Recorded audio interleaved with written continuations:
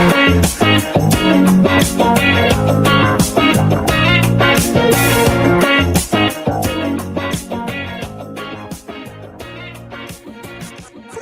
already know, man. It's Deion Dawkins, and you listening to the Real Deal Sports Show on the Beat 105.5. Yes, indeed. Good morning, everybody. Welcome to Real Deal Sports Show. Back at it each and every Saturday morning. Man, these Saturday mornings go quick. Seem like we are back on Saturday so quickly here on the 8th of March. Anesta Walker, we're right here. Thank you on the check-in. I see you first one checking in already. Anesta Walker, you always checking in with some good comments and suggestions and commentary as well on the online check-in. Also, we're broadcasting live from the Rock Palm Broker Studios. Live from Rock Palm Broker Studios. Check them out. Check out Rock Palm Broker over there on State Street, because we broadcast live each and every week from the Rock Palm Broker Studios this particular week. And we're talking basketball. We're talking sports of all sorts. We got a lot of action going on in the world of sports. It's always coming down to some action that we want to talk about in today's sports show. So remember, though, most importantly, also like, comment, and subscribe to us on YouTube at Real Deal Sports Show. Hit the bell icon, receive notifications of when the show is going live each and every week. Remember to hit the YouTube like, comment, and hit the subscribe button so that you're down with us each and every week. And we're going to open up first talking about NFL action with Myles Garrett. Man, the owner, Jimmy Haslam, owner of the Cleveland Browns, stated that, hey, he's not taking no trade offers. He don't want to hear from anybody, so don't even call or even send an email, I guess, to Cleveland in regards to Myles Garrett's availability. His availability is with the Cleveland Browns, is what Jimmy Haslam is saying.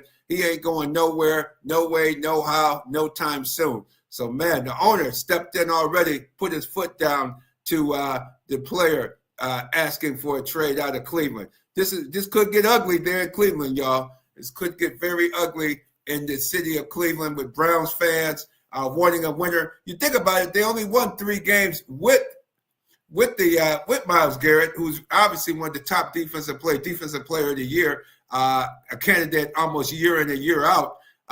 He's a great player, but they only winning a handful of games. So you wonder, should they trade Myles Garrett and get a slew of draft picks for him and be able to rebuild that Cleveland Browns team? Because they definitely working at the quarterback. Look, they need a new quarterback. Will they go up for Shedeur Sanders? They might be trying to go after him as well. They need a quarterback because, unfortunately, Deshaun Watson, he doesn't seem to have the skill set that he used to have when he was with Houston. Seemed like those shoulder operations and also the mental stress and strain of his off-the-field activities have really taken a toll on his career, and he doesn't look at all like the same Deshaun Watson that we saw back in the day with the Houston Texans. Man, to get a guaranteed contract and not live up to even half of the contract with the Cleveland Browns is sad. Sad state of affairs there. They took a gamble. The general manager took a risk, signed him to a guaranteed contract, one of the first of its kind, and unfortunately it's not working out for the Cleveland Browns. And now the owner's saying we're not going to get rid of our proven talent like Myles Garrett. He's not going anywhere. So that means the general manager, Mr. Barry better go ahead, sharpen his pencils up, get him some other talent. You got Denzel Ward back there, cornerback. He needs some more talent on the defensive side. Their offensive line, their dominant offensive line was beat up this past season. Will they go after some more offensive linemen? They definitely need to go after a quarterback because my boy from New Orleans there, who we saw during Super Bowl week, oh, my gosh, he was out of Florida. Man, he threw so many interceptions. Man, nice young man, but, man, he threw way too many picks for Cleveland, and he won't be back in Cleveland anytime soon. But they definitely looking to make some adjustments. So that's going to be interesting to see just how that plays out. How that plays out with the Cleveland Browns and how the Cleveland Browns are going to go ahead and make some moves with their football team coming up. That will be very interesting to see how that transpires. Neska Walker said she wanted some comments. Oh, Neska has already jumped in. The Browns still have to pay Watson. Yeah, they do. Internet Passport wants to know that the Browns still have to pay Watson. They sure do. So he has only played in 9 games. That's correct. Only 9 games.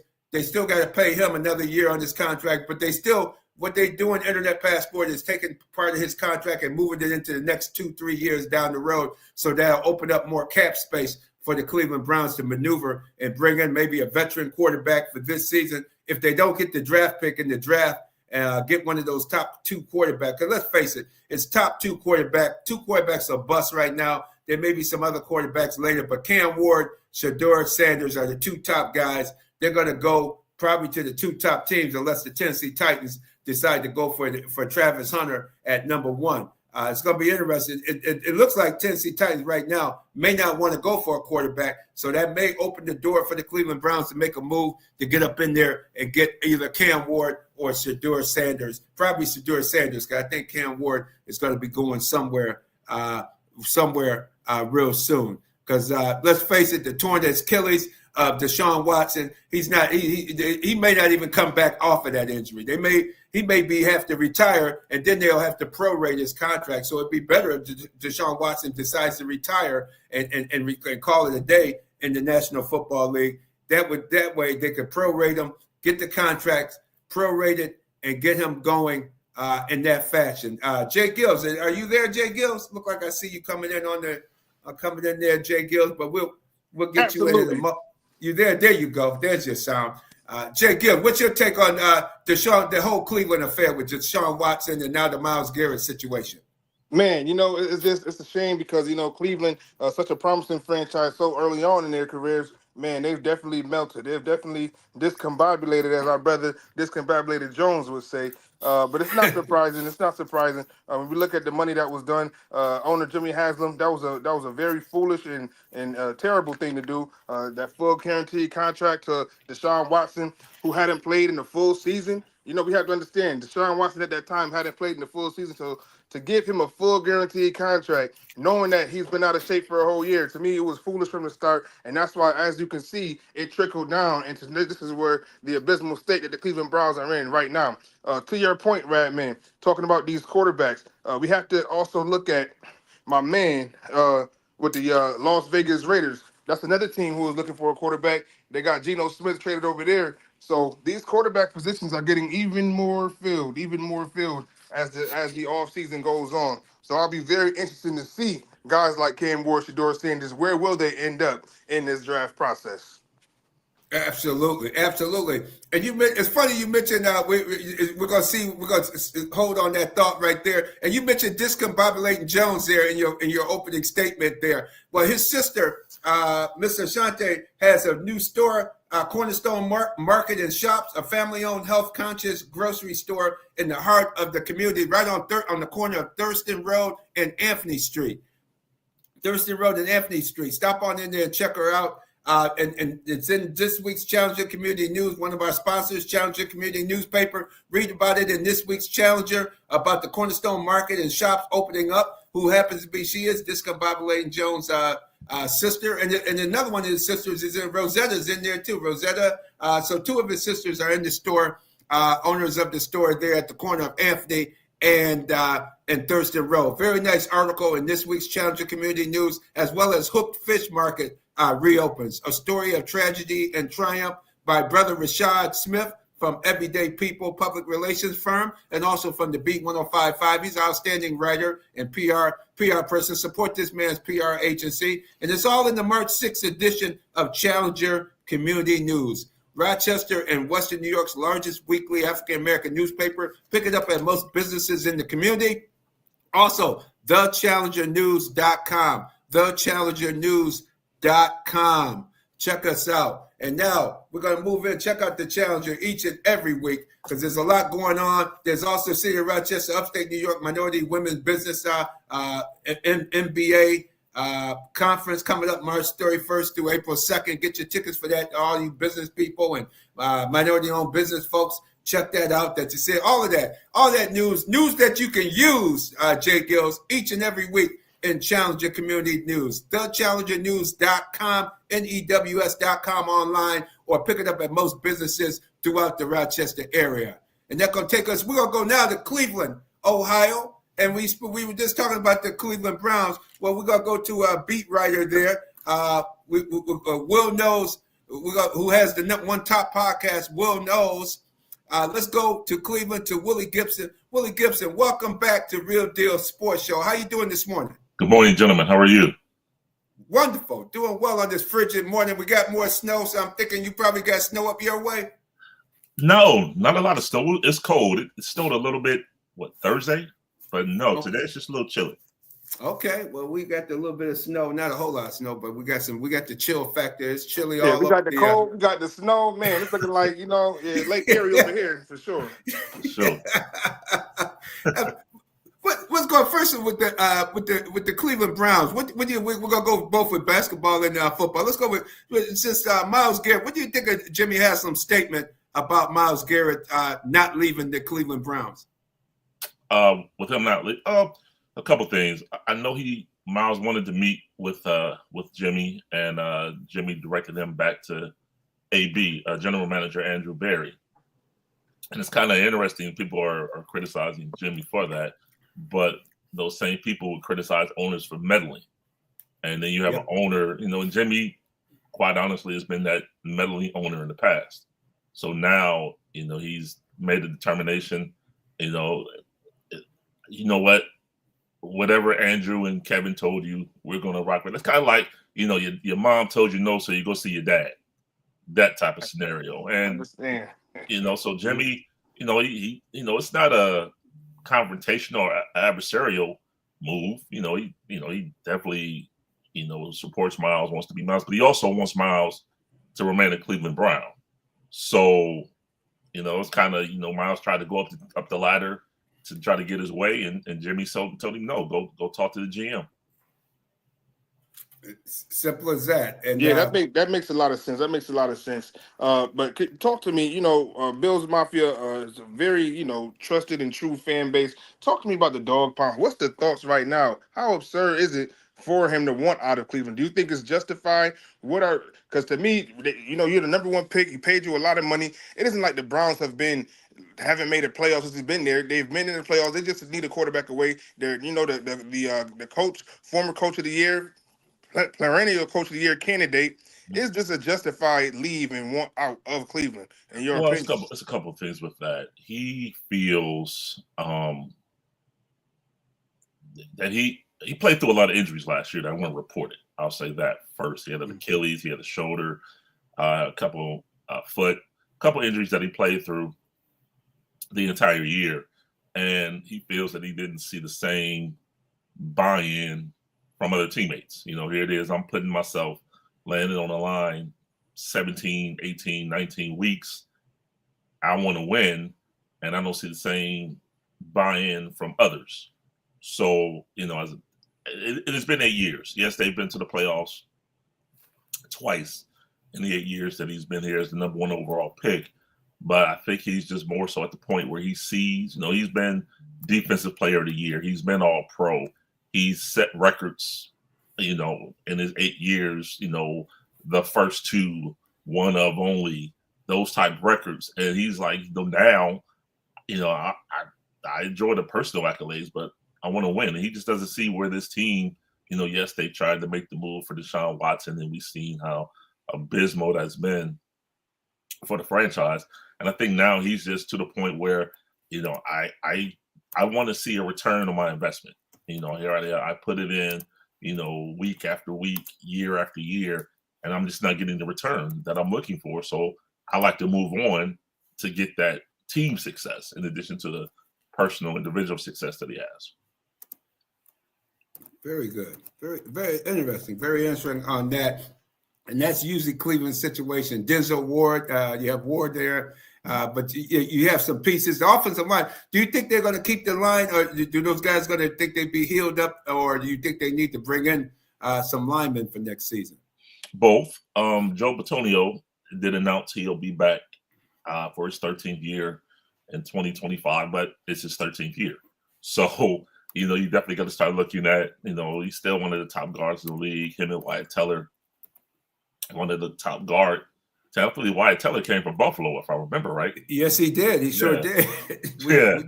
We missed out on him. We drafted him and let him go before training camp even ended, man. Yeah. Oh, my God.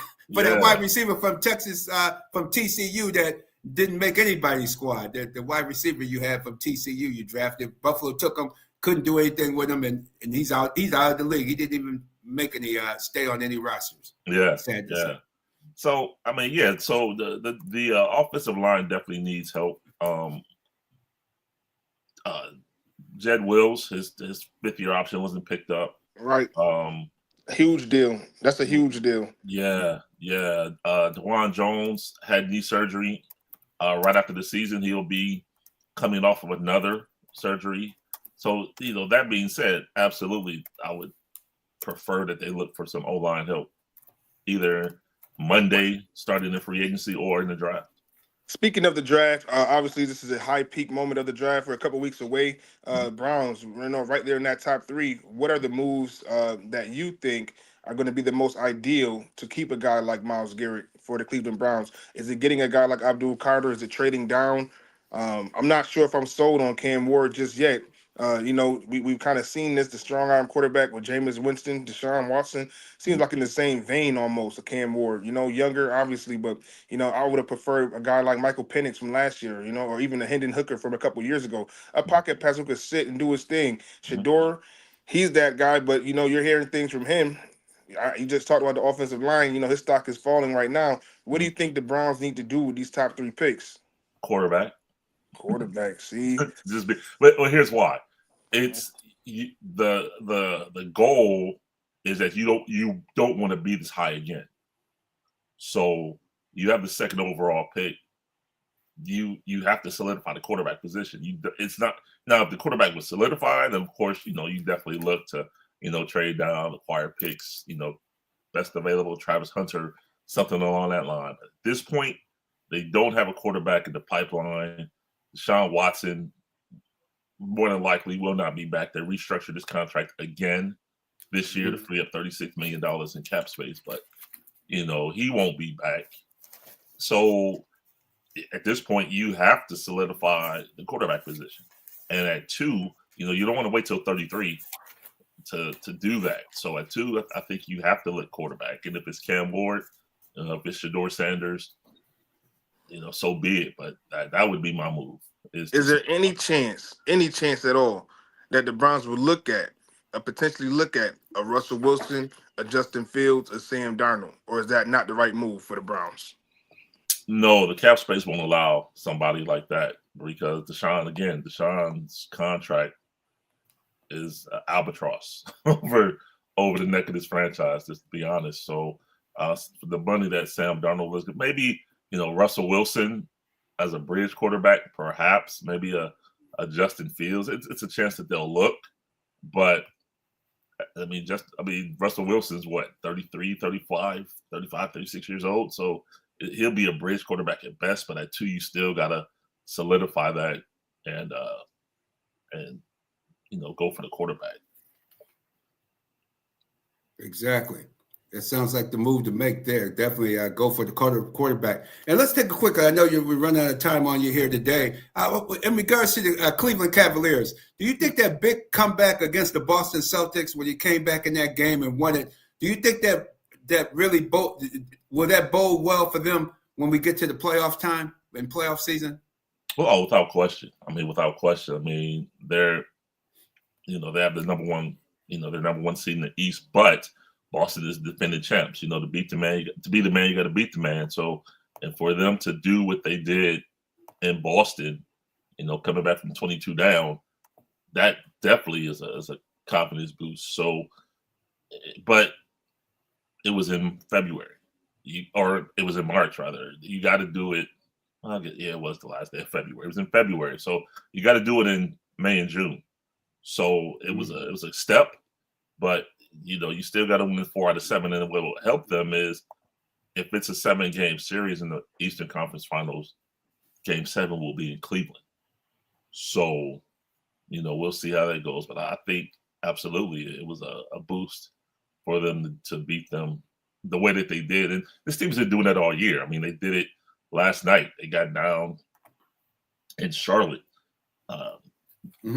And so they came back. They were down 20. They were down 22 in Boston on Friday. They came home that Sunday, and they were down 20 to Portland and came back to win in overtime. So 18 against Portland. So, this team is, for the best record in the league that they have, they can blow you out. They also can come back. So, credit to Kenny Atkinson and his staff, for preparing his team, for what they've done thus far.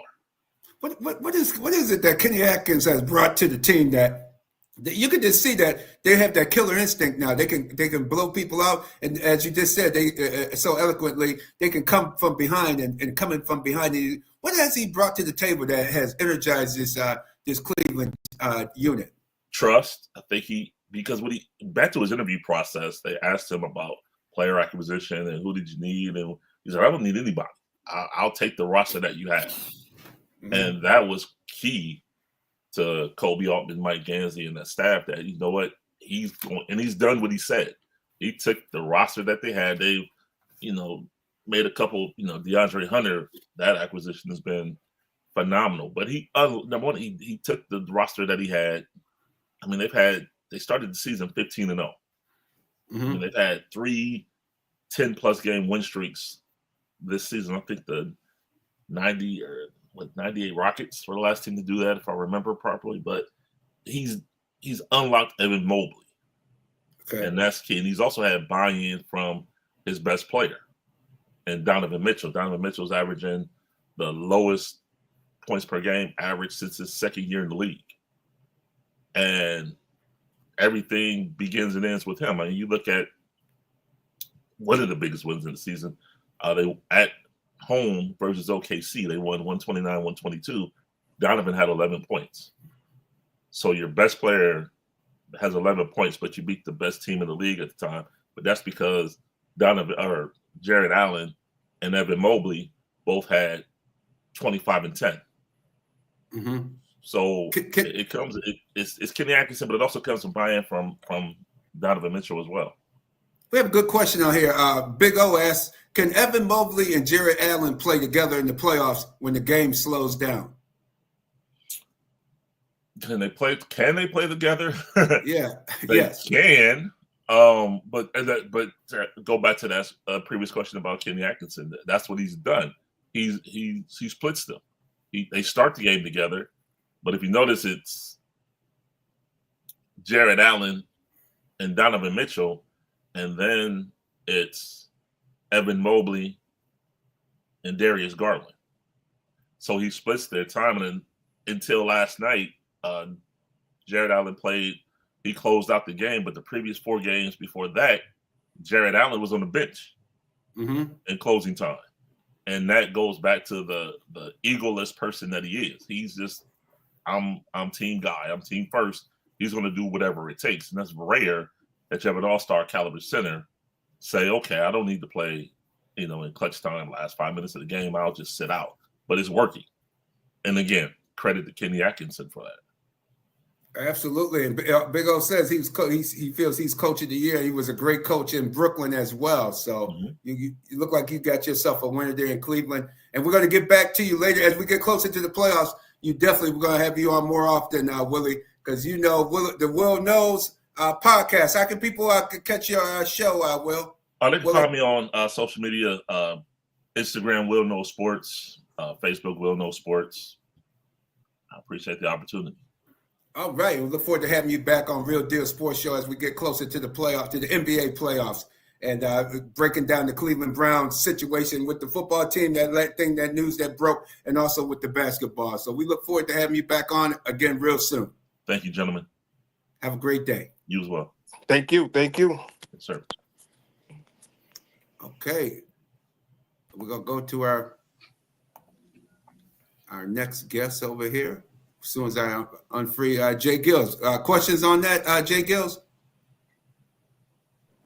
Oh man, just it's just a great show so far. We're going to keep it rolling right here at the Rock Pond Broker Studios, broadcasting live. We're talking sports of all sorts. Everybody stop what you're doing right now. Stop what you're doing. Take out the phones while you're on the radio. Take out the phones. Like, comment, subscribe. Go to the YouTube channel, RealDealSportsShow.com. Exclusive interviews, exclusive coverage all year round for some of your favorite sports and sports teams. Like, comment, subscribe, and get right locked in with the Real Deal Sports Show. And we got another Yes. guest in the building. Yes, we do. Trey's coming on next. Can you pull Trey up? Yep, he's on. Go He's ahead. on. Oh, welcome, Trey, to Real Deal Sports Show. Yeah, I'm a little fried. I'm having trouble with my screen this morning, gentlemen. Welcome, Trey. How you doing this morning? Man, highly favored, man. I'm blessed, man. I hope y'all can hear me out there. Amen. Loud and clear, loud and clear. Got the radio voice on this morning. Yeah, for real. He must got some good system. He got a good microphone hook up there.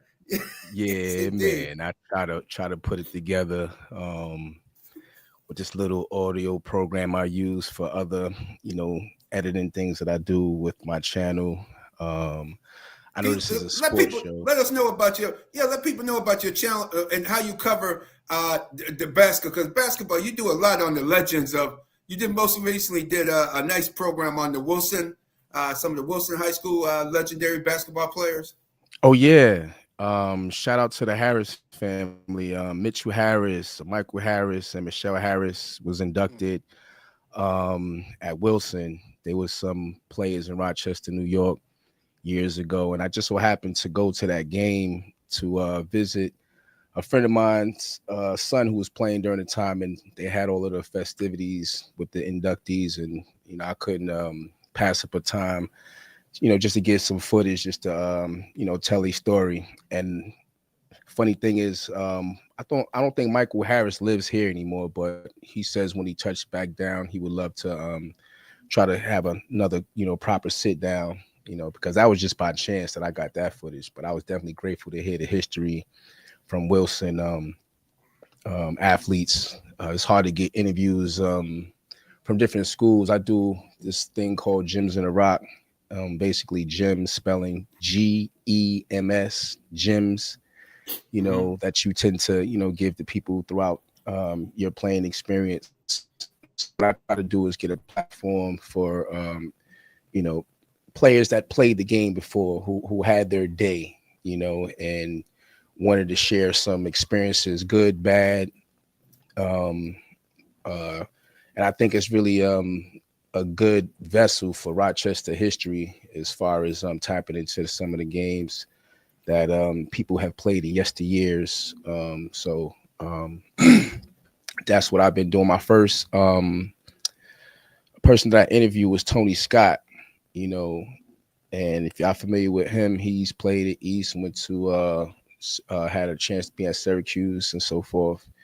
And it somewhat started to get a snowball of interest. God bless Terrence Mitchell was definitely the motivator with getting me a lot of interviews and insight on other people who I didn't know existed in Rochester. I'm originally from Queensbridge, New York. Also lived in Brooklyn, and I found myself coming to Rochester through way of basketball, and I left. I came in 92. Don't want to tell my whole age, but Right. graduated in 92, came up here in 92, left in 96, and wound up coming back in 06. And it was just a slew of things with me tapping into the community, whether it be media purposes, interviewing local rappers or local artists from poetry and so forth. So this channel was somewhat different, and I was just, glad that people were just acceptance of it, Yes, yes, indeed. Who are some of the ball players? Who are the ones that you really I know you mentioned Tony Scott with the first one, but what other ones stand out from the Jim Rock series? Well, the first one was Tony Scott. So I'm gonna say Terrence Mitchell definitely stood out.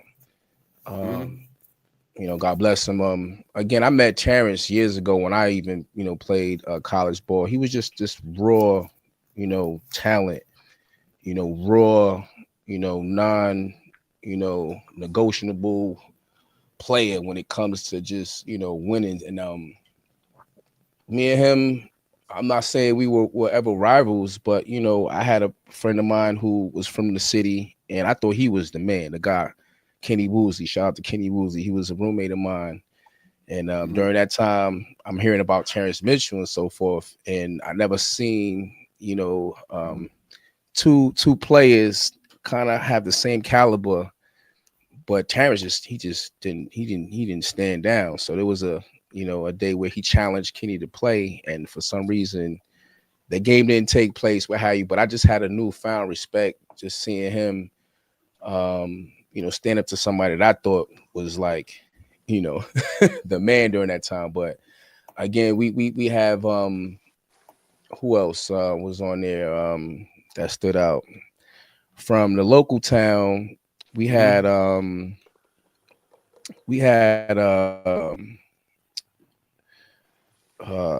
Carl Jefferson, one of the explosive guards in Rochester. Went to more than one high school, and just to hear the buzz about what it was like when he played, probably 5'9", and he's dunking on people, running down the lane, and very athletic. I think the Franklin team during that year has definitely made its mark in Rochester, New York, with Trent Jackson, rest his soul, ex, Olympian and so forth. So they had a different kind of a school of teaching the game, the no nonsense. You come and show up to work, and if you don't cut the cloth, you'll be on that bench. But Carl Jefferson was one standout. And I also had people that I would go back home to interview in the city where I came from, Brooklyn, and the likes of Ed Booger Smith. I'm not sure if you were familiar with him, but he was a playground legend in Brooklyn years ago. There was a movie that they did with him called Soul in the Hole. If you're not familiar, Wu-Tang Clan had the soundtrack of the little documentary, but it was said that there was this white lady who wanted to do a documentary with a couple of players from the city. I think Shamgar was supposed to be interviewed, Booger, and another player I'm not familiar with. I can't recall rather at this time. But for some reason, the camera just shifted to Booger. And what I learned about just being around during that time, we have social media now. We got YouTube now that shows different, forms of ball players, what have you. When it was a documentary setting, that era of basketball was so special, in the city.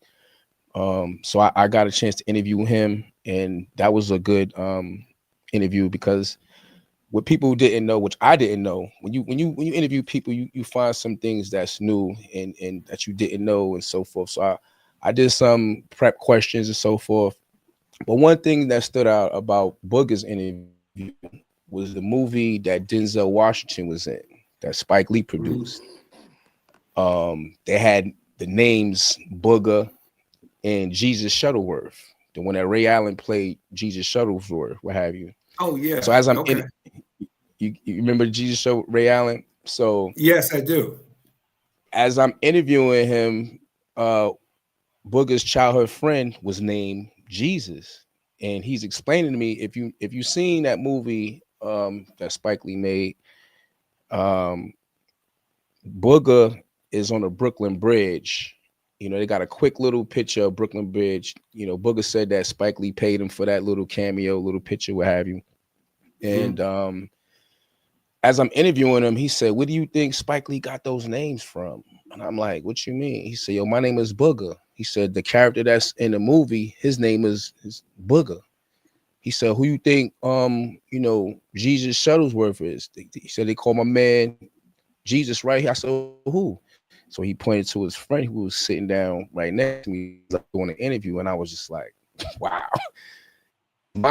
Because I saw this movie years ago, and I never knew until I actually speak to the actual source, what have you. But hearing him, telling stories about him being on the run and having an opportunity to play with Jordan on a pickup game, and whatnot. Those stories are really like, I haven't read any, so it's a different day and age to get certain kind of questions to be asked where you could get certain athletes to open up and so forth. But that was definitely a special moment. Because I played against Booger in high school as well. And he was a freak of nature. You know what I mean? Freak of nature, didn't go to school as far as the academic side, what have you. And stories like this, I tend to highlight because it's very important to be like a student athlete. You got these people who have a lot of talent. And I love the classic saying, hard work beats talent when talent doesn't work hard. So there's a lot of absolutely. There's a lot of players and coaches that need to implement, some of these old school sayings and these old school quotes and so forth. But yeah, because you're talking about that's from He Got Game. This thank you, Big O. He Got Game. Thank you, Big O. Yes, it was. Yeah, classic film. Classic, Big O was on the ball this morning. He done had his oatmeal already. His cereal this morning. Yeah. Yes, then you also got Tanisha James. Shout out to Tanisha James. That's right. Local Rochester. Yes. Local Rochesterian. So I didn't want to have just predominantly, men on this channel. We have some females that I've, reached out to that I haven't got any feedback from. And of course, life be life, and timing is everything. So Tanisha James had an interesting sit down with me, and she's Edison Tech alum. She was one of the first females out here putting in work against the boys and the boys clubs and so forth. And it's just good to see people's response. She's very humble too. So you wouldn't know that she's her background and everything. She definitely was a legend of the ball courts. And also in our family, she's the first person to get my oldest son Julian Radney ice cream. So that was really okay. Yeah. Oh, right, yeah. Right. So she's a legend in our family as well, just for that. And she was at the Boys and Girls Club for many years, and that whole staff over there. That a lot of great ball players came out of the Boys and Girls Club. Right. And we run out of time. But how can people get in contact with you? Or Trey-ism. Yeah, you can watch Gems in the Rock. You could go on YouTube and get Gems in the Rock, GEMS IN the Rock ROC, Gems in the Rock. Or if you want to hit me for an interview, Trey-ism, TRAYEZIM. That's the stage name. And feel free, man. I'm welcome to hearing some stories that are unique, and we're just trying to change some lives with some positive stories and productive stories. So I appreciate y'all time and everything. Oh, great. We appreciate you taking the time to come on the show. And we're going to have you back, too, because you got some interesting other stories that we had. Dropping gems. No pun intended, brother. We appreciate you. I appreciate y'all, man. I'm looking forward to coming back, man. Next summer, hopefully we'll have the old school timers come on out again. That was definitely a good landmark within my channel. So, yeah, I'm looking forward to this summer as well. Absolutely. And thank you so much for coming on Real Deal Sports Show. You have a great day. Appreciate y'all. Peace. And as you know, everyone, hey, this portion of the show is brought to you by Miriam Rivera Insurance Agency. Make sure your auto, home, health, and life insurance is together. If you got questions on it, spring is almost about to be sprung. Well, hopefully in a few weeks it'll be sprung. Kids get ready to graduate high school, college graduation's coming up not too far. Check out that auto, home, health, and life insurance. Kid want to get a hoopty on the road for the summer? Miriam Rivera Insurance Agency, 1038 Lyle Avenue or 511 Bean Road, Suite B. Give her a call for area code 585-360-0094. Give her a call for that auto, home, health, and life insurance. If she saved the Radney family a hell of a lot of money, the Radman family a hell of a lot of money, I guarantee you she'll save you and your family a hell of a lot of money on the auto, home, health, and life insurance agency as well. And coming up next, our high school update with Roderick Simmons Jr. from the Challenger Community News sports writer. This portion of the show is brought to you by Advantage Federal Credit Union at AdvantageFCU.org for auto loans, Visa cards, student checking accounts, and much, much more. Check out Advantage Federal Credit Union. Welcome to Real Deal Sports Show, Roderick. How you doing? I'm good. How you guys doing? Doing great. Doing excellent. Thank you, sir. Yes, indeed. Can you tell us about some of the games coming up this afternoon that you're going to be covering for Challenger Community News at the Blue Cross Arena? Yeah, I got you, Mr. Ratney. Well, it's that time of the year. It's downtown Blue Cross Arena. All right, here we go. We got a Class A1 game with Greece Athena versus Canandaigua at 5 o'clock. And that's going to be a good one. Greece Athena is coming off 2 times coming to Blue Cross Arena and losing. So we're going to see how they do. We got Lil Russell and Reeves coming off a 28-point game. And they're going to play at 5 o'clock. We have number 1 seed Penfield against the number 2 seed Webster Thomas at 7. Penfield just blew out Irondequoit in the semifinals game, and they're playing hot. C.J. Johnson had 28 points against Irondequoit. In the game that everyone's anticipating tonight, Rush Henrietta against Fairport. They already played twice, and Rush Henrietta won both games. And you know how it goes. Usually the third game, the other team wins. So we'll see how that goes. They have Avery Consul and Jalen Taggart, who's a 1,000-point scorer.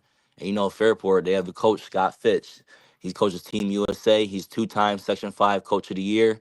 And they have a 1,000-point scorer, LaShard Lowry. He's a small, shifty player who plays hard. It's going to be an interesting game, and we're going to be standing up the whole time. I can tell you that. That Lowry kid is something else for Fairport. Unbelievable. Coach Fitz, you got to give it to Coach Fitz. If you were there at Gates Childline High School on Monday night, there's no way in the world Coach Fitz from Fairport could have beaten Aquinas. Aquinas was the better team that night. They played a better game, but Fitz found a way. For some reason, the Aquinas coach just threw up on himself the last 5 minutes of that game by allowing their star player pulled his hamstring or pulled something, hurt his leg.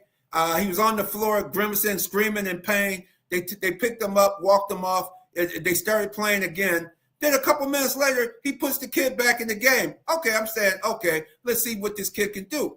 The kid could go run. He could run forward, but he didn't have that leg injury took away his side-to-side movement, and the kid, Mallory, just ate him alive and scored. He had to score at least the final 6 to 10 points of that game for Fairport, and it was one of the biggest coaching blunders I have ever seen. He wouldn't take the kid out. Why are you leaving him in the game? And he couldn't. J-GILLZ, I don't know if you saw the game or Roger, I don't think you saw the game, but there's no way in hell that kid should have been on the court trying to play. And then when you look at what Aquinas has done this week by firing the football coach, hell, you should have fired the basketball. I wouldn't even let him back on my property, man.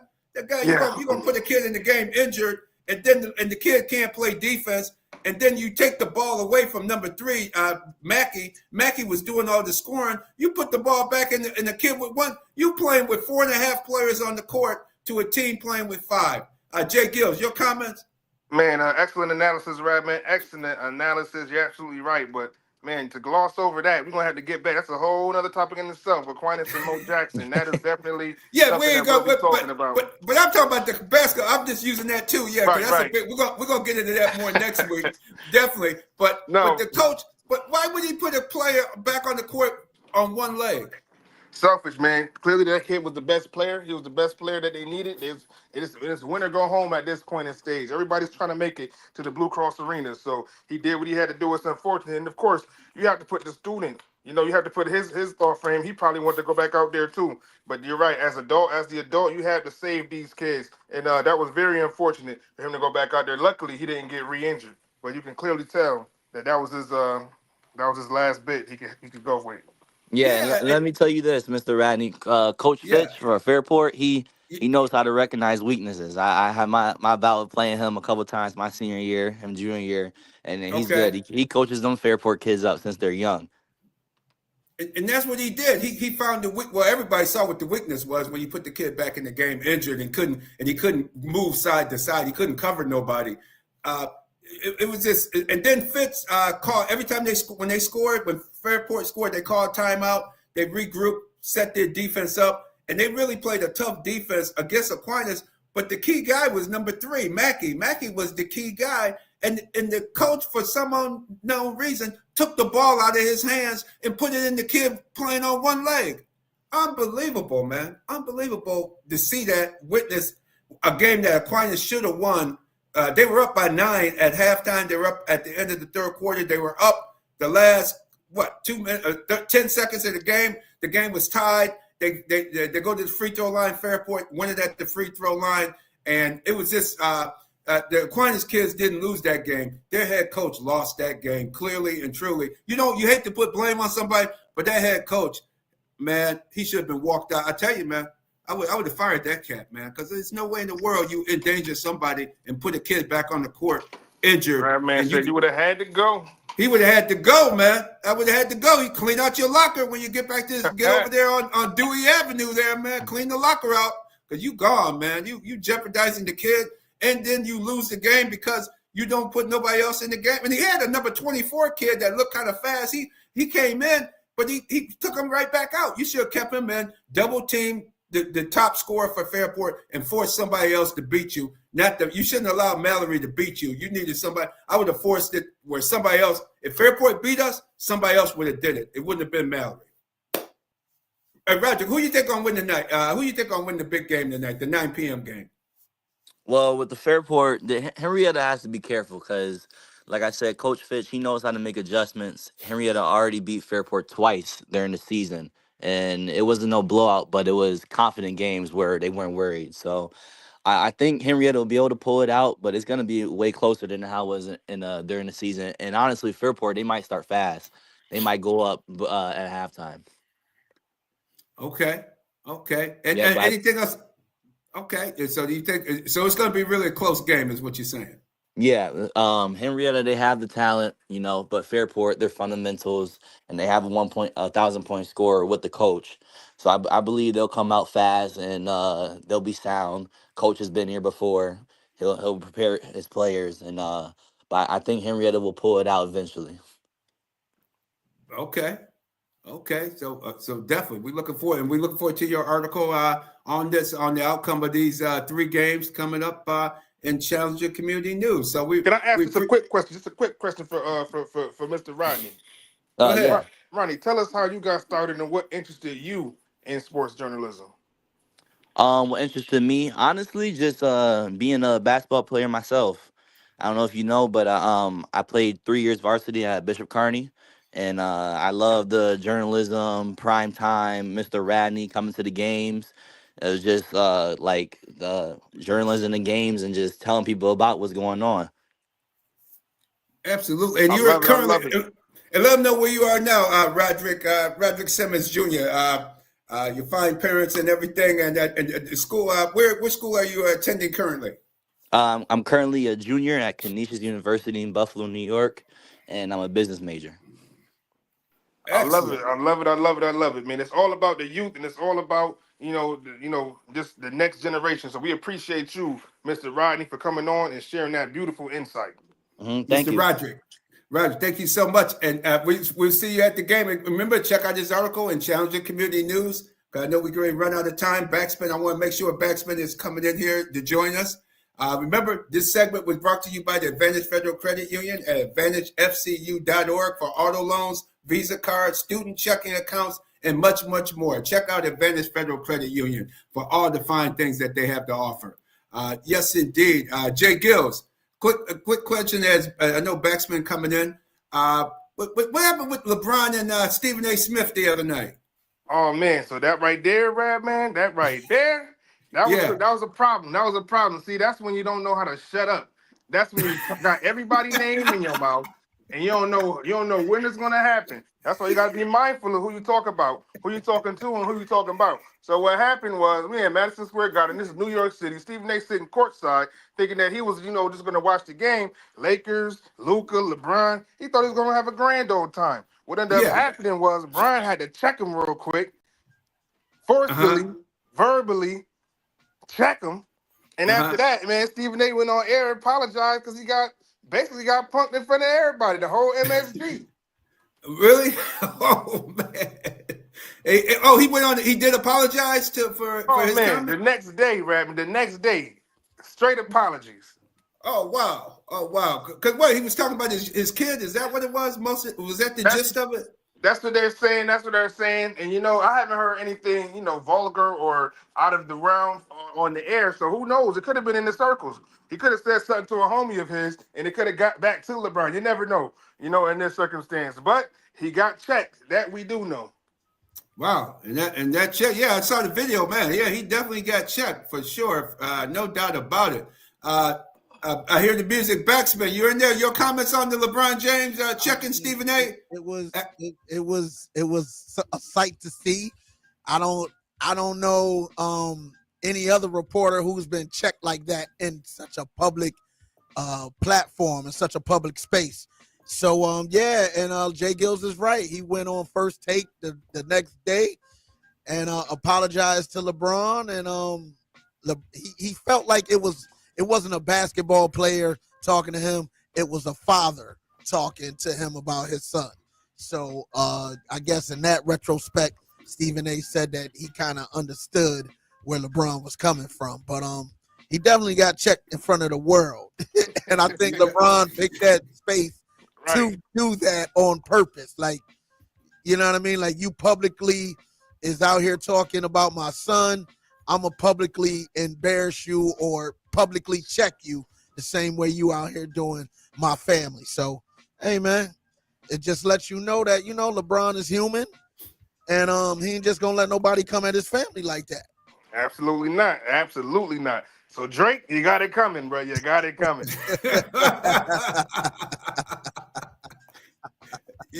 Absolutely. I appreciate y'all, man. We got to get out of here. Real Deal Sports Show every Saturday morning, 8 a.m. right here on the Beat 105.5. Radman, J-GILLZ, Fanatic out there somewhere. Yep. Y'all take it easy, man. Have a great weekend, fellas.